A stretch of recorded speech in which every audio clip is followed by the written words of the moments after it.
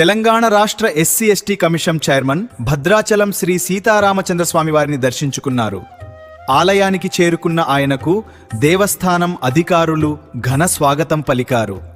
అనంతరం స్వామివారికి ప్రత్యేక పూజలు నిర్వహించి తీర్థ ప్రసాదాలు అందజేశారు. రాష్ట్ర ప్రజలందరికీ శాంతి సుభిక్షం కోరుకున్నారు.